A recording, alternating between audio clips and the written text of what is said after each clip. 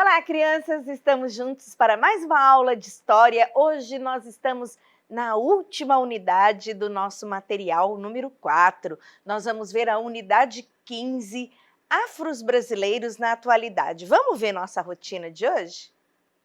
O que nós teremos hoje, então? Nós vamos estudar a unidade 15, que é a última do nosso caderno.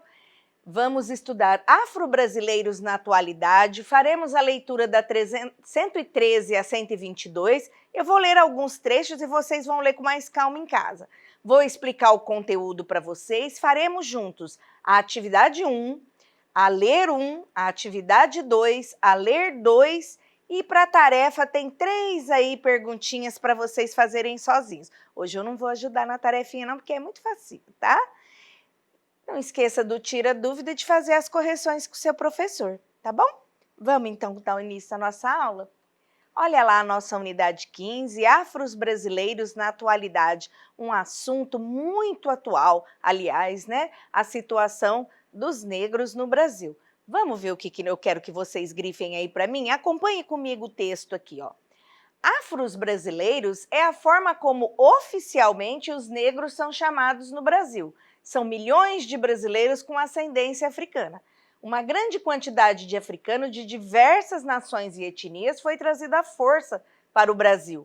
Foram comerciantes portugueses que escravizaram no século XVI e depois de muitos movimentos de luta e resistência, em 1888 nós temos aqui a assinatura da Lei Áurea, que libertou os negros africanos escravos no Brasil e tiveram a sua condição de pessoas livres reconhecidas.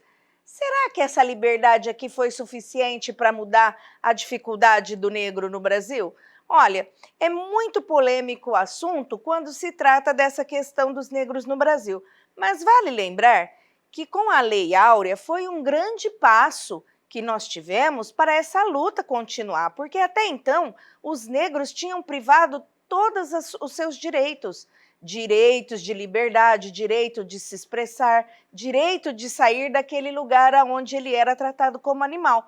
Então, a Lei Áurea foi um momento importante na história dos negros no Brasil, porque tiraram a escravidão, aquele sofrimento que foi causado aos negros africanos que estavam aqui contra sua vontade. Outra coisa importante de saber, que fala aqui nesse pedaço, é que os negros africanos vieram de diversos lugares e etnias. Então, quando nós falamos da África, nós não estamos falando de um lugar só. Nós estamos falando de um continente inteiro com muitas diversidades também. Então, nós vamos ver nessa unidade de onde vieram, aqui, pelo menos a maior parte no início, de onde vieram os negros africanos para o Brasil. Tá? A África, vale lembrar, que é um continente muito grande. Então, os negros que estão aqui no Brasil não são todos do mesmo local. Vamos continuar? Vou ler um trechinho para vocês desse texto aqui. Com a escravização de povos da África a partir do século XVI, mais de 4 milhões de pessoas, por um período de 350 anos, foram trazidas para o Brasil. Inicialmente, grandes contingentes da África Austral. Vamos ver o que é a África Austral? Região que se localiza mais ao sul do continente africano, banhada pelo Oceano Índico e pelo Atlântico, ou seja, é bem pela pontinha da África, lá banhada por 2 oceanos. Especialmente do antigo reinado de Congo e de Angola, com os povos bantus, depois da costa ocidental, Golfo do Benin e ainda aqueles que chegaram da costa oriental, especialmente de Moçambique. Viu como vieram de várias regiões? Não é de um local só. Quando a gente fala África, eu não posso pensar como se fosse um único lugar no planeta, né? Então, como pessoas livres, os afros brasileiros tiveram que continuar lutando pelos seus direitos. Vocês estão lembrados que a gente está falando? Eu venho falando para vocês na unidade, sempre falando da Constituição de 1988, que é a Constituição vigente. E na nossa Constituição, o que fala? Nós somos todos iguais perante a quem quer que seja, sem levar em consideração nossa cor, nossa religião, nosso sexo.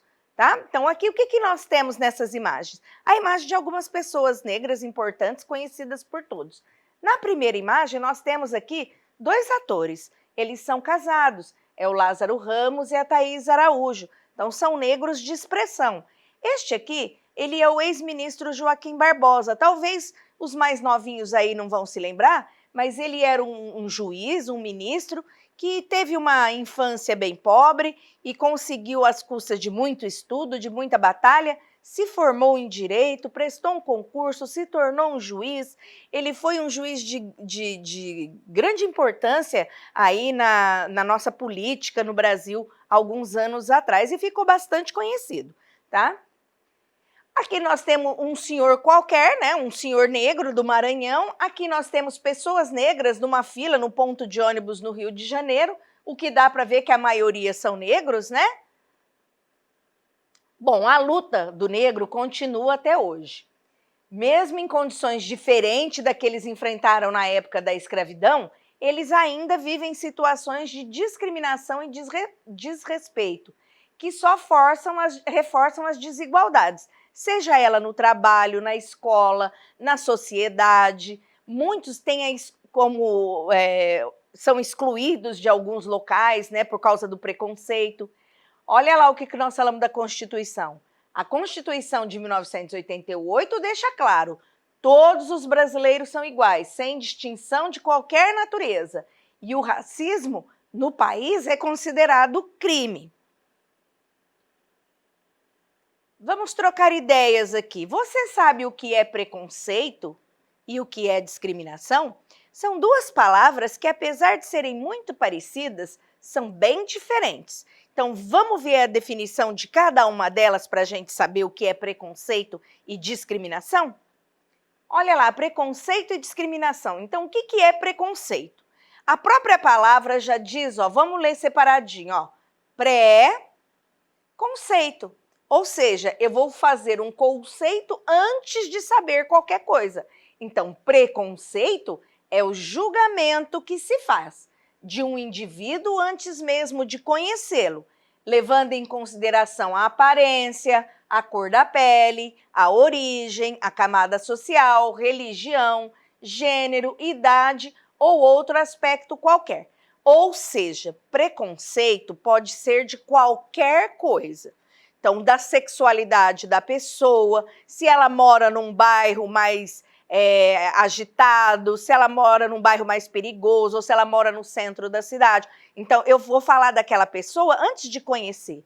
Ou então, o menino tem uma fama de como ele era muito arteiro, aí ele muda de lugar, a pessoa já falou, ó, toma cuidado com aquela pessoa. Então, é pré-conceito. Eu estou conceituando ela antes mesmo de dar a oportunidade de conhecer, de saber como ela é, tá?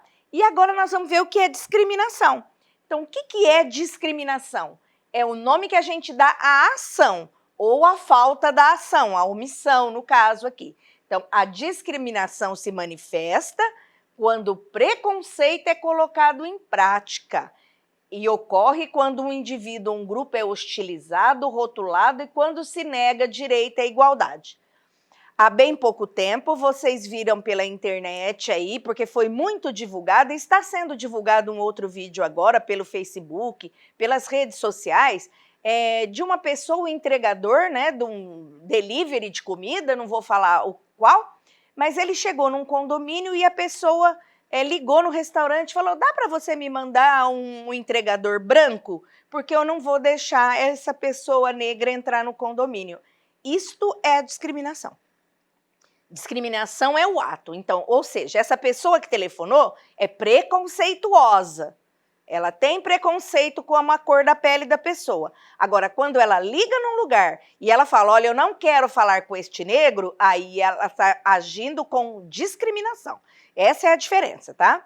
Eu posso ser uma pessoa preconceituosa, mas não mudar as minhas atitudes.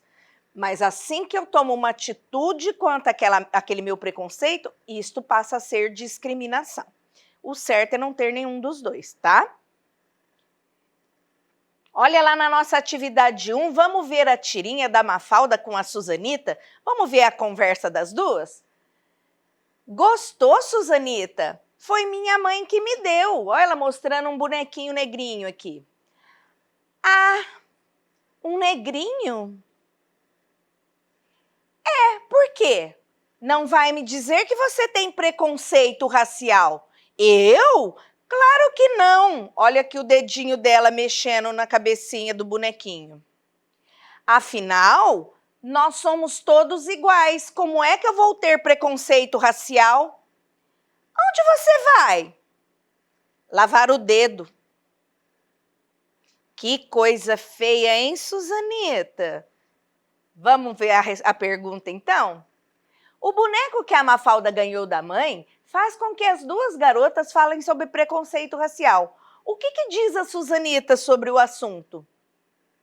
Ela falou que ela não tem preconceito racial, porque ela considera que são todos iguais. Mas a leitura atenta da tirinha, no entanto, permite deduzir que a garota tem sim preconceito racial. O que nos conduz a essa conclusão? No primeiro quadrinho, quando ela fala assim, ó, ah, um negrinho? E no último quadrinho, quando a garota, mesmo negando o preconceito, se apressou em lavar o dedo que ela tocou no bonequinho. As personagens criadas por Quino são fictícias e surgiram na Argentina. Podemos dizer que a contradição entre a fala e a ação da Suzanita é um fenômeno que ocorre também na realidade brasileira? Justifique. Olha, não é só no Brasil, não, nem só na Argentina. Sem dúvida ocorre no Brasil, né? Embora o racismo seja um crime condenável pela nossa Constituição, isso ainda ocorre no Brasil, tá? Ainda tem pessoas intolerantes que não respeitam as que são diferentes dela. Que diferença faz um brasileiro ter a cor da pele negra, branca, amarela, vermelha? Nenhuma, né? São brasileiros. Observe o infográfico a seguir. Ele apresenta dados do IBGE, essa fonte aqui é de 2016, tá? Que envolve as condições de sobrevivência das populações negras no Brasil, parda e branca. Vamos lá então, olha, negros e pardos são colocados juntos e os brancos aqui separados. Vamos ver o que nós temos. Rendimento médio mensal no mês, R$ 921,18. Vale lembrar que essa fonte é de 2016, como eu falei para vocês, era o salário dessa época que eles fizeram base. E o branco, 1.607. Negros e pardos, analfabetismo 11,5, branco 5,2. Anos de estudo dos negros e pardos, 7,2 anos de estudo. Do branco, 8,8 anos de estudo. Bolsa Família, 7 em cada 10 negros recebem Bolsa Família. Dos brancos, apenas 3 em cada 10. De acordo com os dados, assinale quem tem maior rendimento médio. Negros ou brancos? Brancos. Menor taxa de analfabetismo, negros ou brancos? Brancos. Tem mais anos de estudos, negros ou brancos? Brancos. Recebe menos ajuda do Bolsa Família? Brancos. A partir das respostas que nós demos nesses itens anteriores e do que nós já aprendemos até o momento, o que é possível concluir sobre a situação dos afro-brasileiros no Brasil? Bom, de acordo com os dados do IBGE, a população branca tem vantagem em relação a negros e pardos, no que diz respeito à renda, qualidade de vida e escolaridade. Entre as situações que explicam essa diferença, podemos destacar discriminação, desrespeito contra a população negra e parda, que reforça sempre a desigualdade entre grupos. Vocês sabem que no Brasil nós temos aí algumas cotas relacionadas a negros e pardos. O que acontece é que o brasileiro é tão malandro que acabaram se declarando negros e pardo pessoas brancas, e o que ainda tira mais a chance do negro para disputar uma vaga numa faculdade. Eu costumo falar sempre que nós não podemos falar nada contra negros. Lembra quando nós falamos da formação do povo brasileiro? Quem de nós não tem um pouquinho de negro na sua formação genética? Eu mesmo já disse para vocês que tenho, né? Então, não é porque a minha pele não é tão negra, que eu sou bem parda, mas eu não posso falar nada, eu também sou negra. Assim como muitas pessoas que têm a pele branca também têm negro na sua formação. Outra coisa que nós temos que falar é que o estudo depende de cada pessoa. Então, qual é o maior meio que nós podemos para combater essa desigualdade? É estudar. Então, você que está em idade de escola, agora que está estudando, estude, independente da sua cor, estude. Vocês viram o exemplo que eu dei ali do Joaquim Barbosa, que ele foi uma pessoa que foi à luta, ele é negro e ele foi uma pessoa muito conceituada no país através do seu estudo, do seu esforço. Então, vamos acabar com essa desigualdade através da escola. Lutando contra discriminação e preconceito. Tanto no passado como na atualidade, diversos grupos sociais se engajaram na luta contra o racismo. Vale observar aqui, olha, no quadrinho amarelo, que aqui, a partir de 1889, que é depois da Lei Áurea, até 1930, foi criada a Frente Negra Brasileira. Numa segunda fase, aconteceu em 1945 até 1964, na Era Vargas. Lembra que eu falei para vocês? E depois vieram aí a ditadura militar. E esse movimento perde força. Ele só vai voltar a se recuperar aqui em 1978, tá? Num processo quando nós começamos a nos organizar novamente com a democratização. Como consequência dessa luta, as formas de estudar a África e a presença dos negros foi revista. Como eu disse para vocês, eles não vieram de um lugar só da África. Então, o que os negros começaram a fazer? Vamos rever isso? E começaram a mudar a parte da história em que sempre se colocava os negros vindo da África somente. Passou a se estudar isso e os historiadores, olha, eles voltaram para os povos do continente africano e passou a valorizar documentos históricos que pudessem dizer melhor sobre aqueles africanos que estavam aqui e seus descendentes, para saber a cultura da origem, as formas de organização que eles tinham, tanto na África como no Brasil. E isso deu mais valor à identidade dos povos que aqui estavam. Vamos lá para o Ler 1? Consciência negra. O que é isso, afinal? Vocês sabem que nós comemoramos na semana passada o Dia da Consciência Negra, dia 20 de novembro. Então vamos lá? 20 de novembro é o Dia Nacional da Consciência Negra. Em algumas cidades do Brasil, para lembrar bem a data, foi decretado feriado e muitos eventos foram programados. Mas o que aconteceu nesse dia para torná-lo tão importante? Para entender, temos que contar um pouco da história que começa no Brasil no final do século XVII. É a história do menino Zumbi. Ele era negro, filho de escravo, nasceu livre, lá no Quilombo dos Palmares, na Serra da Barriga, em Alagoas. Quilombos eram lugares dentro da mata para onde os escravos fugiam, para se refugiar do cativeiro e dos maus tratos das senzalas. Existiam muitos no Brasil, e lá os escravos viviam livres em comunidades, onde faziam valer suas próprias regras. Porém, o refúgio era sempre atacado, porque os donos dos escravos os queriam de volta para trabalhar. Foi num desses ataques que Zumbi foi capturado, levado para ser criado por um padre na cidade. Quando cresceu, fugiu e retornou a Palmares para cumprir sua missão, lutar pela liberdade. Hoje, Zumbi é conhecido na história como o líder de Palmares, um guerreiro que esteve à frente de vários combates contra a escravidão e pela liberdade. Numa dessas batalhas, ele foi morto em 20 de novembro de 1695. Essa data lembra alguma coisa? No final dos anos de 1970, grupos intelectuais, como o Grupo Palmares e de outros movimentos negros, propuseram que ela fosse escolhida como o Dia Nacional da Consciência Negra.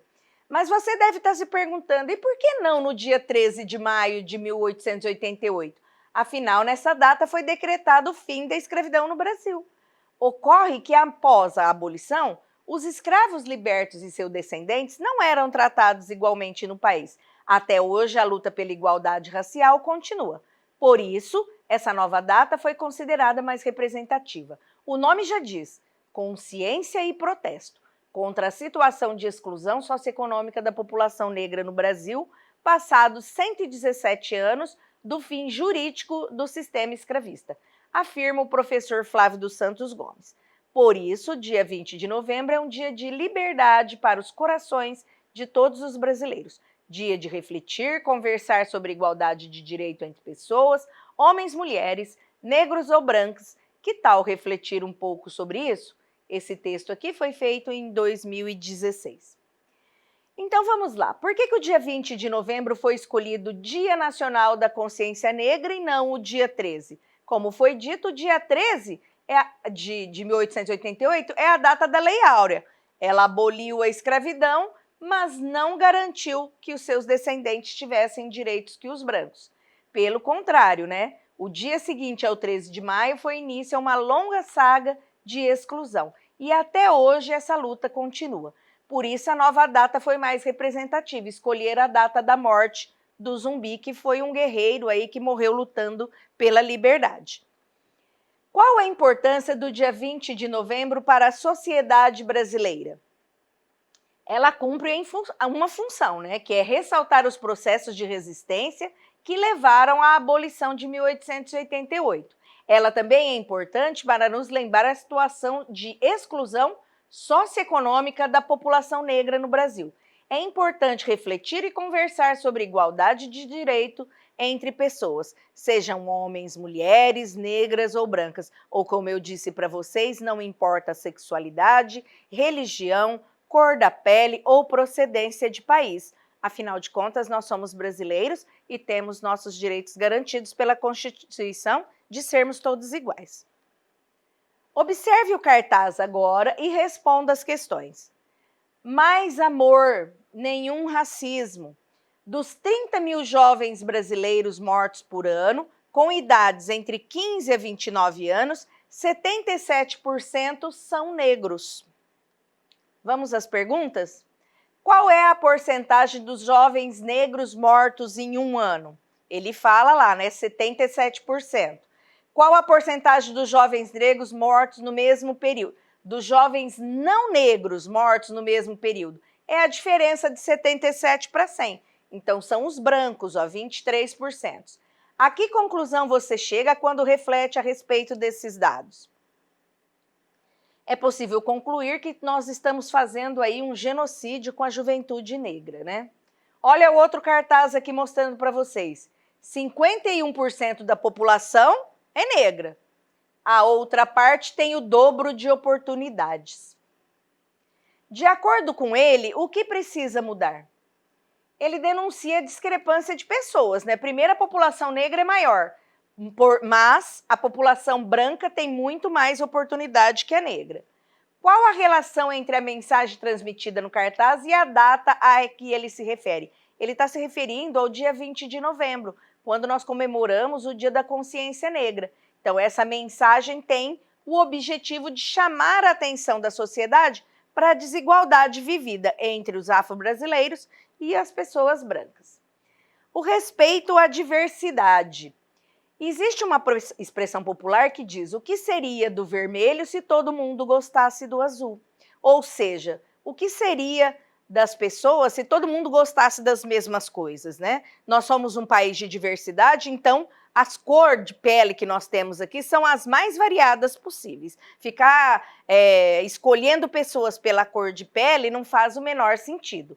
Isso nós estamos falando para se respeitar a diversidade que existe entre as pessoas. Hoje em dia, não são só negros e brancos. Nós temos asiáticos, nós temos pessoas do Oriente Médio, nós temos pessoas da Europa, nós temos pessoas do nosso continente aqui, latino-americanas. Então, não levar em consideração a diversidade do nosso país é praticamente uma ignorância. Vamos no Ler 2? Atualmente, diversas instituições estão comprometidas com o combate ao racismo, ao preconceito e às diferentes formas de discriminação. A Unicef, que é uma sigla aqui, ó, do Fundo das Nações Unidas para a Infância, ela fez uma campanha com alguns cartazes. Vamos ver? Olha lá. Maneiras de contribuir para uma infância sem racismo. Eu quero que vocês grifem aí aonde eu grifei aqui, ó, porque é o que ele pede lá, para você colocar o que é mais relevante aí nessa divulgação da Unicef. Então, eduque as crianças para o respeito à diferença. Ela está nos tipos de brinquedo, línguas faladas, costumes entre amigos, pessoas de diferentes culturas, raças e etnias. As diferenças enriquecem nosso conhecimento. 2. Texto, história, olhares, piadas, expressões podem ser estigmatizantes. Estigmatizantes é quando a gente marca uma pessoa negativamente. Então, o que eu tenho que fazer? Contextualize e sensibilize. Grifa aí para mim. 3. Não classifique o outro pela cor da pele. Grifa aí para mim. O essencial você ainda não viu. Racismo é crime. Seu filho ou filha foi discriminada? Abrace-o, apoie-o. Toda criança tem o direito de crescer sem ser discriminada. Não deixe de denunciar. A discriminação é uma violação de direitos. Você deve buscar defesa nas delegacias de proteção à infância e adolescência. Proporcione e estimule a convivência de crianças de diferentes raças e etnias nas brincadeiras, sala de aula, na casa ou em qualquer lugar. Valorize e incentive o comportamento respeitoso e sem preconceito em relação à diversidade étnico-racial. O respeito cabe em qualquer lugar. 8. Órgãos públicos de saúde e de assistência social estão trabalhando com rotinas de atendimento sem discriminação para famílias indígenas e negras. Cobre essa postura. As escolas são grandes espaços de aprendizagem.